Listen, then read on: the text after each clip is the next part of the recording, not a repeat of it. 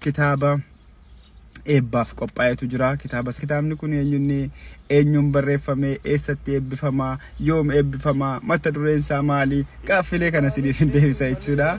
So kitaabni kun kan barraa'ee barreessaa kitaabaa Daliil Muhammadiin kan barraa'edha. Mata dureen isaas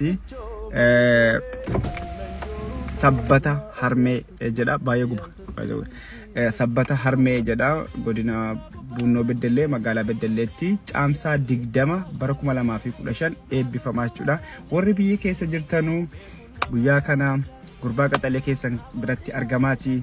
Kitaaba kanarraa qooda fudhadhaa eebba kitaaba kanarraa isiniin jedha. Irraa hin hafina. Gurbaan kun dandeettii jabaa qaba. Hojii isaa jalqabaa kanarratti argamaati.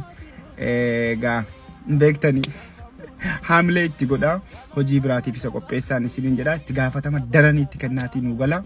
Akkasuma warri biyya alaa jirtan immoo hojii kana sappoorti gochuu yoo barbaadanii kitaabuma isaa bitachuudhaanii caamsaa 20 bara 2015 booddee bakka isin feetanitti kitaaba kana isin biraan geenya isiniif ergina jechuudha. Kanaafuu jajjabeessaa.